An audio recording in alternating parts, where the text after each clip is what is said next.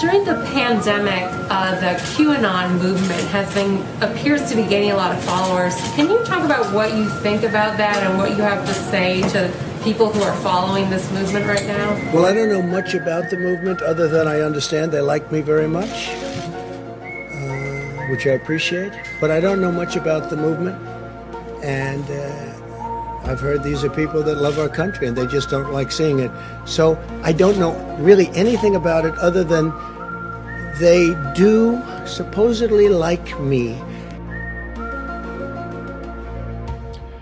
Welcome back, guys, to another episode of Reason to Doubt. I'm Jared, and with me today, as always, is Jordan. And today we are going to take a little red pill and see how far down the rabbit hole we can go. We're going to talk about QAnon and how crazy it is. Before we do that, we're going to bring this episode to you by our great sponsor. It's called the No True Scotsman Fallacy. And so, Jordan, do you want to tell us about No True Scotsman? Well, I think that if you were a real skeptic, you would already know what the No True Scotsman Fallacy is, and therefore you are not a real skeptic. Wow.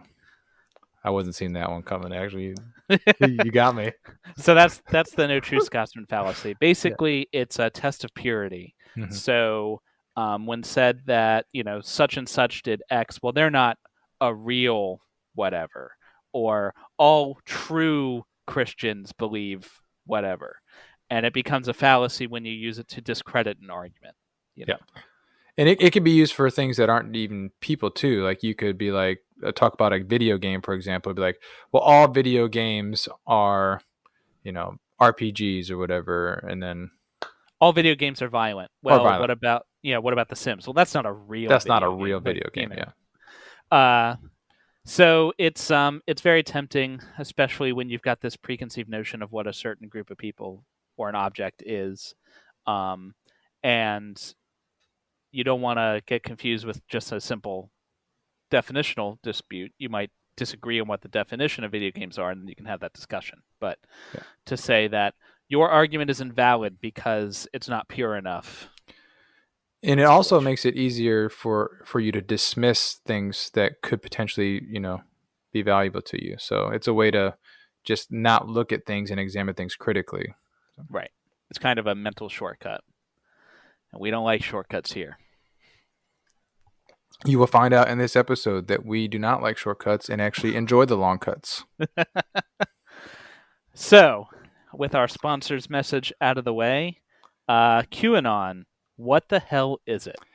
This is interesting because I think it was less than a couple weeks ago, Jordan and I were trying to figure out what we were going to do for our next podcast. And I had recently heard about QAnon because it came up on a video I was watching on YouTube about all these Q people at Trump rallies. Like, what is this nonsense? And I said, Jordan, do you know about this QAnon stuff? Maybe we should do a podcast on this. And I was like, I've heard of them, but I honestly have no idea what they're about. Yeah. Like I think, and that's the boat I imagine most of the people who listen to us and most people in general are in, where you've probably seen the Qs at rallies and you're aware that QAnon is this conspiracy theory, but you probably don't really know, or you may not know, what is in it. And part of that is because the answer is everything. Yeah. Like nobody knows what is in it. Totally. Yeah. QAnon is here's in a nutshell, in like just a couple sentences, here's the core tenets of the QAnon conspiracy theory. So, unbeknownst to the common man, the entire world is actually run by a secret Satan-worshipping cabal of child-molesting cannibals. This cabal runs every facet of the government, and they had picked Hillary Clinton as their representative to go into their endgame. They torture children in order to drink their blood, which gives them a chemical called adrenochrome, which extends their life. And they were going to drive the world into the ground in order to get this life-saving chemical. But a secret resistance started in the military. And at the highest level of the military, they found the one and only person that could save us from the cabal and its Machiavellian machinations. That Bill Gates? person It's Bill Gates, right? is none other than Donald J. Trump. Oh, I thought it was Bill Gates. Yeah. Yes, Donald Trump is a secret agent working against the cabal who was put forward as sort of a reverse Manchurian candidate by the military in order to fight the cabal. He had to be somebody that was like independent, didn't care, and was like, he's like the righteous crusader for humanity and freedom. And there's another individual or individuals, ? Deep in the military, in this hierarchy, in this resistance, that goes by the name Q. They are anonymous, hence QAnon. And they send coded messages called Q drops to the general public to tell them about this secret organization and the fights that are going against it. So that, in 2 minutes, is the QAnon conspiracy. But that is like just the tippy top of the iceberg, because holy cow, does it go, even if you thought that was crazy. It gets so deep in the woods. And the one thing that when I was researching this that I found was like, there's no end to it. Like every conspiracy that I've ever thought of is somehow tied into this one conspiracy. Not every conspiracy, but a lot of them, they can tie their roots back in there. Watching videos from them and listening to them, they would go from Pizzagate, which we're going to get into, to JFK was part of it, to the CIA doing drug tests, to all the stuff you saw in the X-Files. It's all here. Yeah. And it all ties in this big tapestry. It's kind of the catch-all of conspiracy theories. One of the main things that we should bring up now, though, is that the main proponents from QAnon, or proponents of QAnon, or believers in Q, or whatever you want to call them, they tend to be on the right wing of the political spectrum, and they tend to be Trump supporters. I mean, obviously, if you think Trump is the savior to end the satanic cabal, then you're probably going to be Republican. Yeah, if you genuinely believe that a left-leaning, that all the prominent Democrats, people in Hollywood, the left elite are literally Satan-worshipping, child-molesting cannibals, it's probably going to be pretty hard for you to vote for them. Yeah. In terms of scope of QAnon, obviously it's a Republican-leaning theory. And according to a civics poll, which isn't necessarily the most robust of polls, so I wouldn't put too much stock on the exact percentage, but 1 in 3 Republicans say that they believe the QAnon theory is mostly true. Now, another 23% say some parts are true, which, I mean, I believe that some parts are true just because it covers so much, like it couldn't help but some parts be true. But at least a third, or somewhere around a third of Republicans believe most of what Q says, which I think is cause for alarm. That's scary, actually. Yeah. I mean, when you actually start to dig into what Q is and what they're saying, like, that's scary. Yeah, so if you were in a room with 6 people, odds are one of them thinks that most of the QAnon conspiracy theory is true. That's insane. Yeah. Which, if you're willing to believe that, you're willing to believe anything. Yeah. And one of our favorite sayings is, if a theory is able to accept anything as evidence, what's the saying? How's it go, Jordan? If a theory can explain anything, oh yeah, there it goes. Then it explains nothing. Yeah. So if no matter what happens, it will fit your theory, then your theory doesn't matter because it can't predict anything. That's the problem with Q. That's the problem with a lot of conspiracy theories. That's a problem with more magical type thinking. They all have they come from very disparate places. They have disparate motivations, but they all have one common thread, and that's a lack of skepticism. Mhm. Even though they often use the language of skepticism, they often talk about how you have to use your critical thinking skills, and now you have to examine your sources and don't just trust what you read. And all of those things are good. And then they say that, and then immediately don't apply their critical thinking skills. Believe everything that's told them about Q. Like, And then they go on and say, but find your own truth. Yeah. Right. Yeah.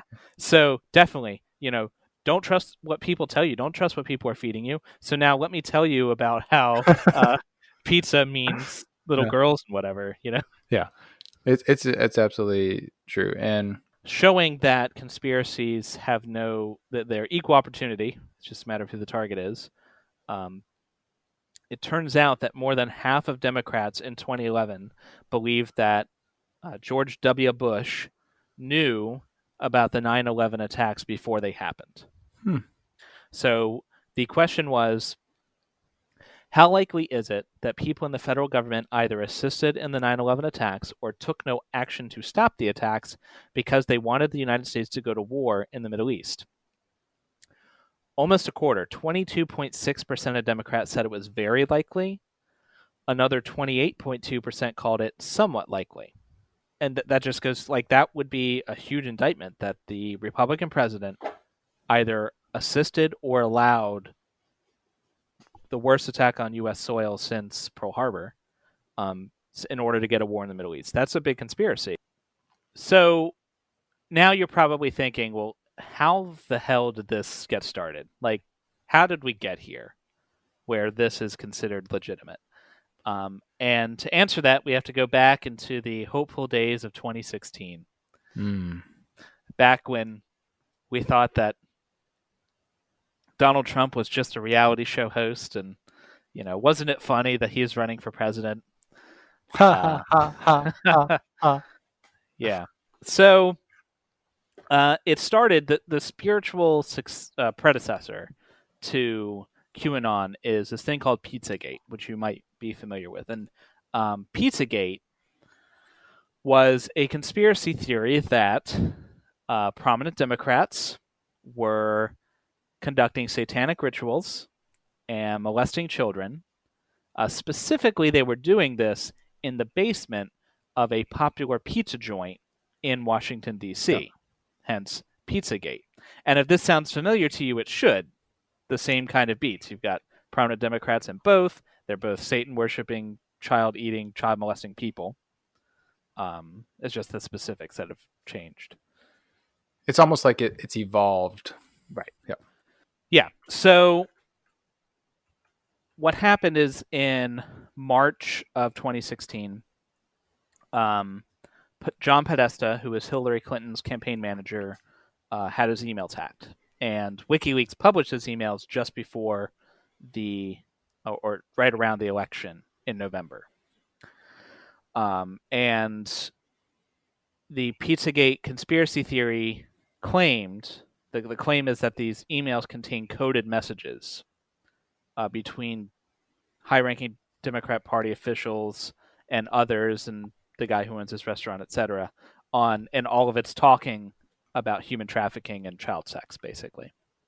And like I said, one of the establishments is Comet Ping Pong.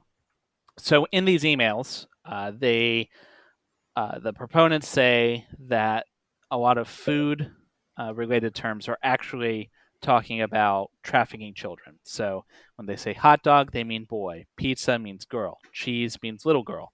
Pasta means little boy. Sauce is an orgy, etc. And I think we should go through some of these emails because while Pizzagate is not QAnon has kind of subsumed Pizzagate. They kind of evolved, and now they're pretty much the same. But basically, if someone is a QAnon, they also believe in Pizzagate. So, but whereas QAnon doesn't make a lot of very specific claims, the Pizzagate people make a lot of specific claims. So we can look at some of them, and it kind of shows the level of rigor. Yeah, you almost said stupidity. No, I would never say something that accurate on this podcast.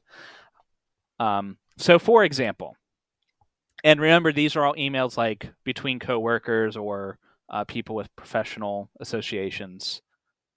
I think you should give notice when this email was sent on Christmas Eve. That's important. I think you should give notice when changing strategies which have been long in place. I immediately realized something was different by the shape of the box, and I contemplated who would be sending me something in a square-shaped box. Lo and behold, instead of pasta and wonderful sauces, it was a lovely, tempting assortment of cheeses. Yummy. I am awaiting the return of my children and grandchildren from their holiday travels so that we can demolish them. Thank you so much. I hope you and your gang are well. I miss you both. Best wishes, Fro. A Merry Christmas and Happy New Year, Herb. P.S. Do you think I'll do better playing dominoes on cheese than on pasta? Clearly, that email means that somebody sent them a bunch of little girls to molest, right? Yeah, definitely. So what this obviously means, and I'm not using hyperbole. These are the words that the QAnon people are using. This message makes no sense unless it is a coded message where this guy normally gets a box of little girls. Yeah. He normally gets a box of little boys. Sorry, because that's what pasta is. He normally gets a box of little boys, but this time they send him a box of little girls, and that's obviously what it means. Or, and just hear me out. I know this is far fetched, but just stay with me. Or, this guy is thanking someone who normally sends him like fancy pastas and sauces for Christmas, and this time decided to give him fancy cheeses, which is a completely normal Christmas gift, and was excited to eat them with his family. I don't know. I know it's crazy, but hey, I mean, just an alternative interpretation. Yeah, but who plays dominoes on cheese, though? Obviously, that's a secret message, too. Right. Like, one of the videos said, well, you can't play dominoes on foodstuffs, so clearly that's a code. It's like, have you never spoken English? Like if I said, man, I was playing video games and I was on Doritos and stuff like that, it doesn't mean I was literally standing on Doritos playing this video game, Well, you're not a true gamer then if you weren't doing that. So. Obviously, true gamers stand on Doritos while they play, and so like all of the emails are like that. Their things sometimes are maybe a little weird. Like one of them. Here's another one that they make a big deal about. It talks about a pizza-related handkerchief from Susan Sandler to John Podesta. The realtor found a handkerchief. I think it has a map that seems pizza-related.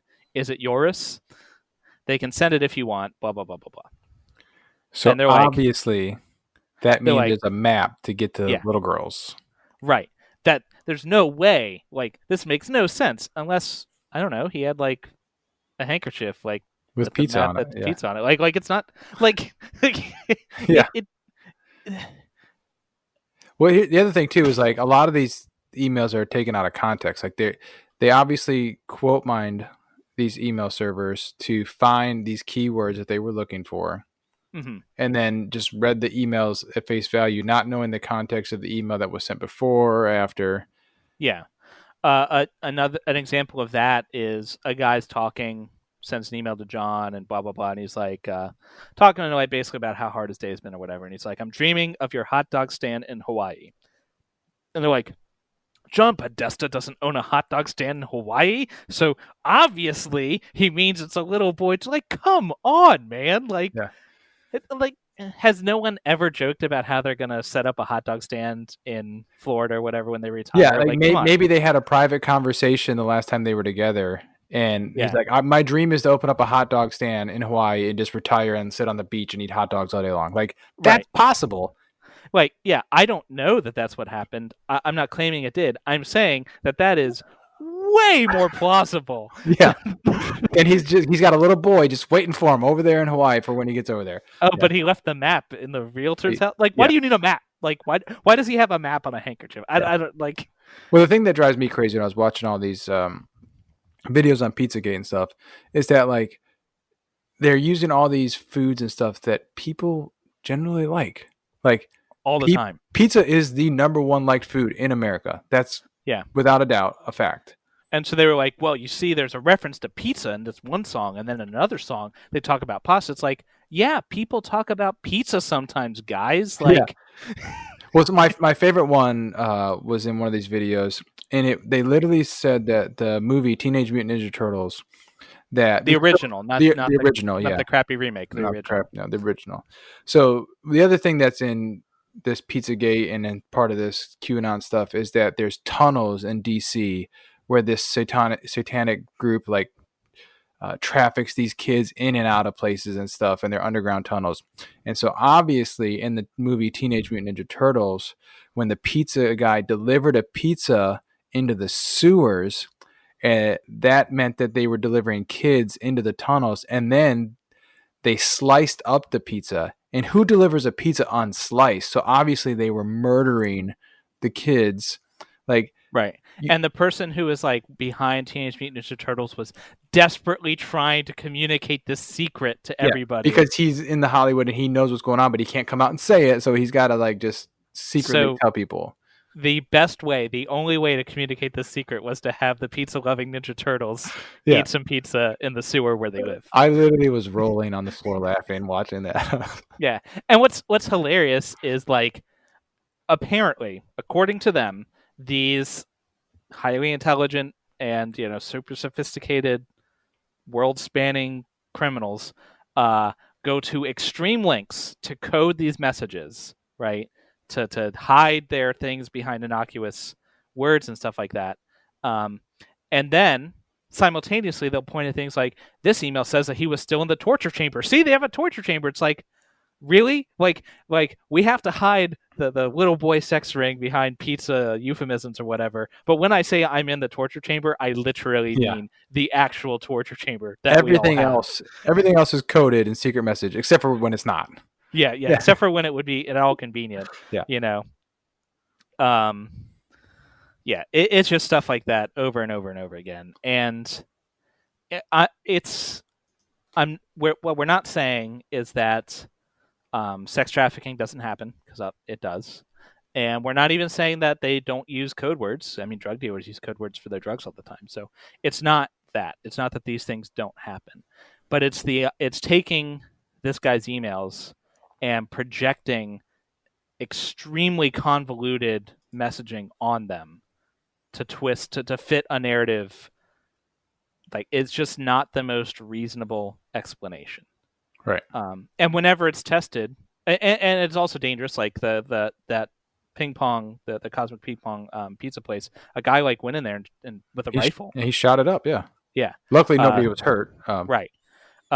He shot at the floor, presumably trying to hit the basement that, by the way, doesn't exist. The place doesn't have a basement.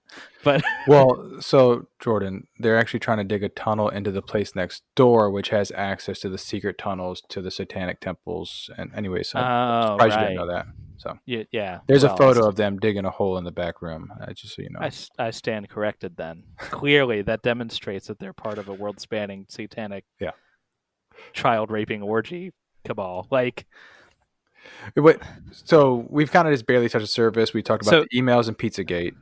So that's Pizzagate, and then from there, you had people.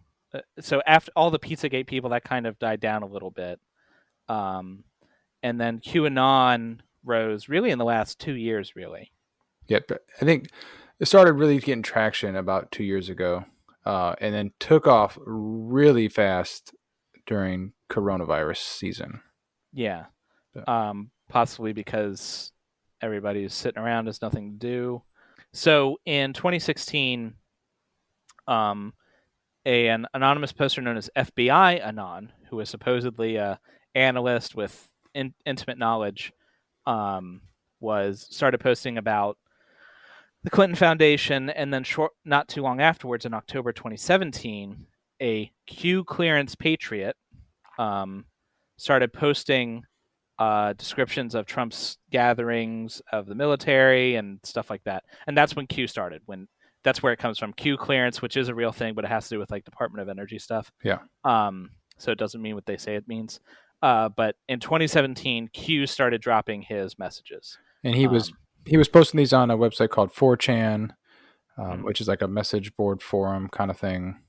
Yeah, which has since moved to 8chan, which is like 4chan's creepier little brother, as if 4chan wasn't creepy enough.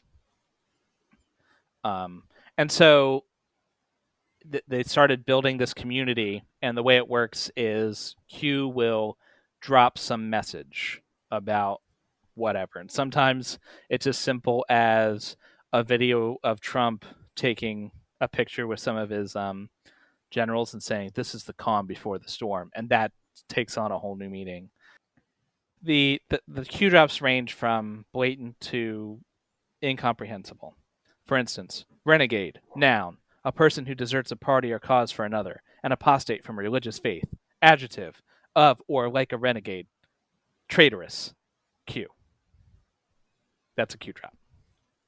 Well, yeah, I have Or- no idea what that means, but Or let's see, what's another one? The illegal spy campaign by 44 bracket start bracket upstream collection close bracket went far beyond that of 45's transition team. 44 Brennan led plus F in brackets assist members of NatSec, which means national security. Q. And this is the kind of stuff he's posting all the time. well, so 44 means Obama, 45 Right. Trump, And so what the Q community does, they call these breadcrumbs. And they take these breadcrumbs and assemble them into dough, which is what they call the theory, which is not at all how bread is made. But that's actually the reverse process. Like the bread's already made at that point. right. So they'll take these cryptic messages and they'll try to decipher what it is Q's trying to communicate to them. And if you listen to the believers talk, they'll say things like, well, Q can't be like too open because he doesn't want to give information to the enemy, and like we're the secret people on the inside who are part of this awakening. We've taken the red pill, and yeah, they call it the Great Awakening. That's what they call it. When the Great Awakening, when you take the red pill, just like the referencing the Matrix. You might they love their movie references. Their slogan, "Where we go one, we go all," is from an old movie as well. But it's interesting because Q, though he originally started making very specific predictions, how Hillary Clinton was going to be arrested imminently, and they'd already prepared papers. So Q originally started with very specific predictions. For example, HRC, which stands for Hillary Rodham Clinton. HRC extradition already in motion, effective yesterday, with several countries in case of cross-border run. Passport approved to be flagged, effective 10:30 at 12:01 a.m. Expect massive riots organized in defiance and others fleeing the U.S. to occur.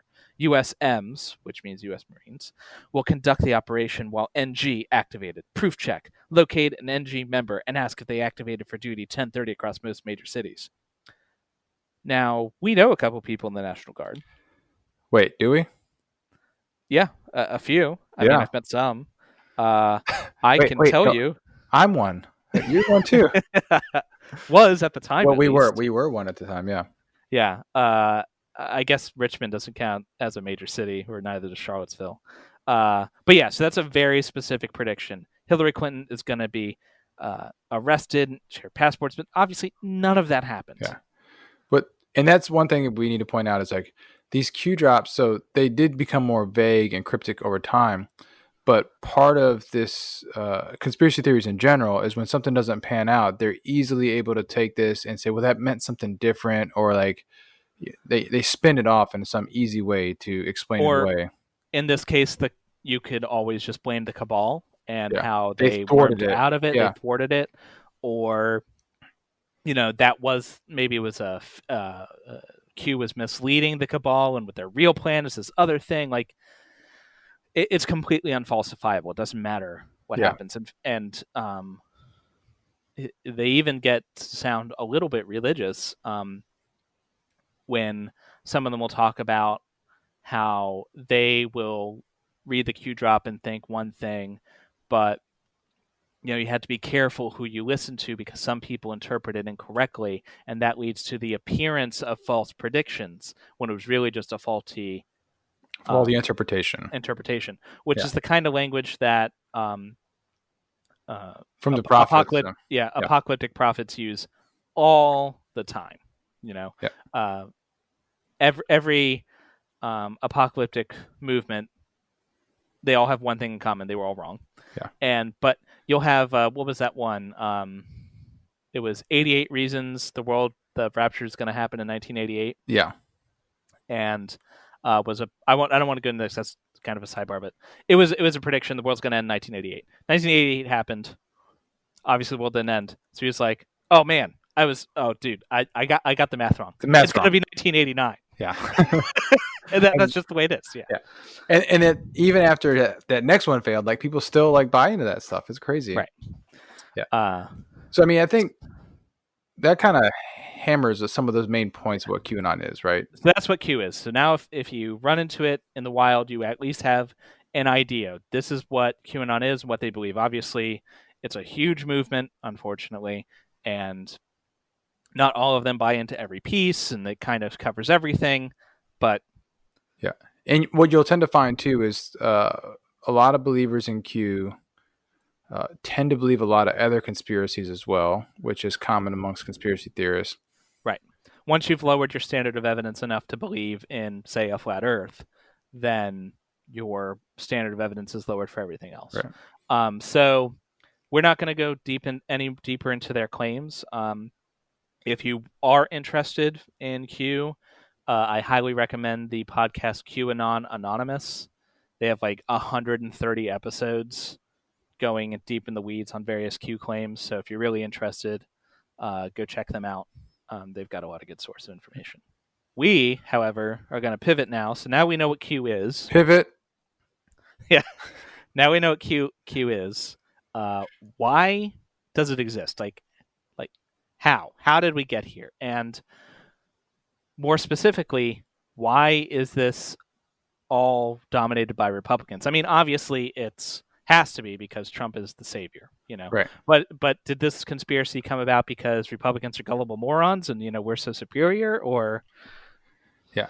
So I did quite a bit of research into this. One of the papers that I was looking at said that conspiracy theories arise frequently from political events, especially when those events stimulate the psychological states linked to conspiracy beliefs, such as low political trust, feelings of powerlessness, uncertainty, and unpredictability. So if we kind of take that and look at Q, when this all started with Pizzagate, there was a lot of uncertainty in politics. There was a lot of untrust of the government at the time. You're talking about the emails, servers, all that stuff, the right wing, left wing. The political parties were actually going to the opposite ends of the spectrum. And I think we're kind of we've seen that now. But that's one of the main factors that these conspiracy theories pop up, as this one study found. And that makes sense because what a conspiracy theory lets you do is make sense of the chaos. Yeah. There's nothing that happens that can't be explained. So one of these studies was done in 2017, found that, and so this was after, obviously, 2016, but found that political conspiracy theories tend to pop up, obviously, around election times. And they usually start with some basis of like voter fraud or polling, conspiracies. And they even go to so far as like this one paper, 2005, they tend to revolve around Jews, actually. Which you notice in Pizzagate a lot. And that they're like this collective enemy and like anti-Semitic attitudes and stuff. But like that's a common thread in conspiracies all the way back, like the beginning of Jewish times in general. Like if you look at Nazis, like they said that, Jews ate babies and all this crazy nonsense and stuff. What was that paper? So that paper was, for your reference, it was titled Understanding Conspiracy Theories, and it came out of the journal Advances in Political Psychology, Volume 40, Supplement 1. Conspiracy theory thinking tends to be aggravated by people feeling uncertain and wanting to make sense of an uncertain world, kind of fear. Another fear that conspiracies kind of play off of is fear of the other, of the outgroup. So this was examined in The Partisan Contours of Conspiracy Theory Beliefs, which was published in 2017. And they looked at conspiracy theories in the context of politics. So not so much a specific conspiracy theory, but who people would believe are conspiring against them or like undermining the public good. And so they asked people who were Republican, who identified as Republicans, people identified as Democrats, and they asked them how likely is it that Republicans are conspiring against us, corporations, Democrats, communists, and the Freemasons? And it's very interesting. The Republicans believed that Democrats and communists, they were much more likely to believe that they were conspiring against them. Democrats were very likely to believe that Republicans and corporations were conspiring against them. In fact, it's almost identical. Like the rate at which they believe the opposite. Right. Yeah. So if about 40% of Democrats believe Republicans were conspiring against them, and almost exactly 40% of Republicans believe that about Democrats. It was the exact opposite. But not only, it looks like about 15%, almost exactly the same percentage believe that the Freemasons were conspiring against them, someone who's not identified as political. So what this demonstrates is that conspiracy-like thinking is not a Republican phenomenon. It's not a Democrat phenomenon. Right. It's something that everyone could be susceptible to. And in this case, Q happens to be a Republican conspiracy theory. These beliefs are rooted in the in-group, out-group mentality, right? So if you're a member of the in-group, you tend to believe that a member of the out-group is out to get you or has something against you, and vice versa. And typically what happens is the out-group is the one that a lot of times when they're on the fringes will come up with these crazy things. So at the time, Pizzagate, the members of the out-groups would have been, because the Democrats were in power, so the Republicans would have been members of the out-group at that time. One other thing to talk about, this other paper that was actually just recently published, and it's called The Dark Side of Social Movements, Social Identity, Nonconformity, and the Lure of Conspiracy Theories. And it's published in the article Psychology, so they're 2020, volume 35. And they looked at a lot of different things, but specifically the motivations behind why people believe or tend to ascribe to conspiracy theories. And their theory was that it has to do with the content and the qualities of the conspiracy. And so what they likened it to was some people are just primed to believe in a conspiracy theory. So, for example, some people, when they want to go to the store and pick out a movie to watch, they may be really big into horror movies. So they might just go to the store and pick out a movie that's related to any thriller. I'll just take that one because it fulfills this need in me to be scared. Some people maybe in the specifics, they want to watch a movie that's, has Sandra Bullock because they really like Sandra Bullock. Doesn't matter what the genre is. So they're going to go to the store and pick out a movie that's just Sandra Bullock. And what their studies revealed was that people will gravitate to those conspiracies that fill that inherent need that they already have in them. So if somebody's a member of an out-group and they feel ostracized, they're going to lean towards a conspiracy that gives them credibility to that ostracization, so this conspiracy says that there actually is a cabal, trying to, kill babies and, overthrow the government and all this stuff. Well, then you're more likely to believe that conspiracy theory. It lets you build a community and an identity around this thing. You feel like you belong, which is something everybody wants. Yeah.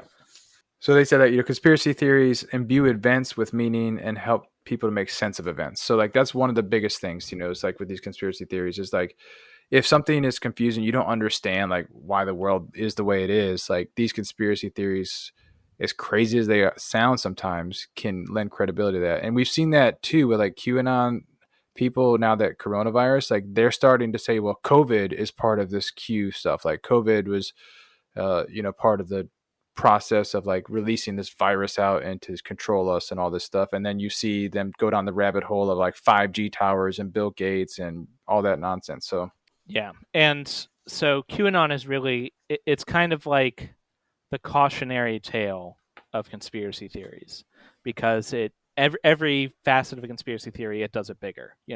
In-group, out-group, it's hard to get more in-group, out-group than the in-group Donald Trump and his supporters are fighting the out-group, a cabal of people who literally eat children. Satanic. Satanic. Yeah. And Jews. Let's not forget them. Yeah. Satanic people, also Jews, probably the same. How those Jews are molesting children. Like you cannot get more in group out group than that. Mhm. They're talking about making sense. It just shows every kind of conspiracy like thinking, which makes it easy for someone like me, or probably most of our listeners who are left leaning, to feel good about ourselves. Oh, look at those stupid, Republicans buying into this QAnon stuff. But what the research is showing is that it's not so much like you buy into this because you're a Republican. Whether or not you're a Republican or Democrat might inform which specific conspiracy theory Right. you believe in. Because you're probably, if you're a Democrat or you're left-leaning, you're probably not going to believe that your group is the one molesting the children, right? But that doesn't mean that you won't believe that someone is. Right. You won't believe that your people are out to get you, but you may believe that someone is out to get you. One of the other things I thought was interesting about QAnon was in the past, several months, how fast it's grown. I think one of the percentages I saw online was, and don't quote me on this, but like 700% increase in QAnon searches on Google or something like that since the start of coronavirus, which is just kind of fueling this this conspiracy theory. But one of the things I found in one of these papers was that misinformation spreads faster on social media now than actual accurate information. And that's something to be aware of. Like, if something's making its rounds, like, you need to be careful, like, what's being spread on the internet. Because, for example, they quoted that the hashtag QAnon was shared as many times, 15 million to be exact, during the same amount of time period as the Me Too movement hashtag. So, like, Me Too, obviously very good. We want to make sure that women are safe and feel safe to share their stories and stuff, a credible story. And that hashtag got the same amount of coverage in the same amount of time as the QAnon hashtag. It's just kind of interesting. Yeah, so before you hit that share button, make sure you fact check. And if your crazy uncle shares something, Maybe hit him back a message like, yo, hey, Uncle Buck, yeah, I see you Yeah. shared this thing over here. Like, what's that all about? You have any evidence for that? And if he doesn't, then have a big argument with them on the internet, because that works out well. definitely. That's what I want to encourage each and every person to argue with their family members over the internet. That will have no repercussions whatsoever. None whatsoever. Yeah. And the one thing that we wanted to bring up, like, we don't want to cover too much more into QAnon because it's crazy. And if you're really interested, you can have a good laugh or, be shocked at some of the stuff they believe. But the one thing that we wanted to do was have a little come to Jesus moment here and ask the question of our viewers and our listeners: in what areas are you a member of an in-group and an out-group? And what areas of your life are you maybe susceptible to believing in something, that like that? Right. So, for example, if you hear a story that might be a little outlandish, perhaps, about a corporation who's doing something nefarious for whatever suitably evil motivation, are you inclined to believe that? If so, you may want to pump the brakes a little bit, check your confirmation bias, and just be sure, because nobody is immune to the fear and the desire for control and comprehension that is within all of us. Yeah. And I will say too, like, looking at the pendulum swing, right? So 4 years ago, the Democrats were in power. Obama was president, and we had a very crazy election. We're at that same spot in history again, right? If you're on the left side of the spectrum, we may be at a point where 4 years from now we have an SAnon, we're like, whatever the Democratic version of this is, because Biden took control and now the satanic cabal is back in control or whatever. It's like, we need to be careful of that. I mean, I don't need to be careful of that, but well, no, I mean, we're super skeptics, so we're of course immune to that kind of stuff. Basically, nobody is safe, and they all are out to get you. So just stay on your toes. Make sure, like always, you require evidence to believe claims, even if those claims are what you want to believe, especially if those claims are something you would like to believe. Yeah. And if you do that, then you'll be all right. Yeah. The one thing I noticed when doing research for this episode was that the QAnon stuff, like all the videos and everything on the internet, it was literally just claims stacked on claims stacked on claims with Right. no substantiating evidence to support it. Right. And what do we do when that happens, Jordan? What do we do with that? Well, we ask what's your evidence for that, and if they don't have any, then we say, well, we don't believe you then. Yeah. It's really that easy. It really is, yeah. The Q movement, like you said, is just claim after claim after claim. And the stuff that they say is evidence is some guy with a fuzzy PowerPoint talking about how some other guy said that this happened, which isn't evidence. That's not what evidence looks like. Yeah. So demand evidence to believe things. Yeah. That's the moral of the story. And check your own in-group, out-group statuses. Yeah. So, guys, I hope that guys and gals, and everything else, people, individuals, I hope the next time you're meeting with your secret satanic cabal, and you got your rabbi with you, you're ready to chop up some little girls and drink their blood for adrenochrome. You'll do so knowing full well what the QAnon theory, like that they're onto you, and that your evil domination of the world will not go on for long. Trump 2020. Right. Be sure that if you run into any QAnon people, you send them to this podcast, Reason to Doubt. Give it a like, because we want to make sure that the cabal stays in power, and obviously that's the people that are behind this podcast. It'd be super helpful if you left a review or something telling people how much you like it, or if you think that we are in fact the terrible foot soldiers of a satanic cabal that secretly runs the world, make sure to tell people not to listen to us, whatever your honest review is. Until next time, eat your pizza with the side of sauce. And remember, you always have reason to doubt.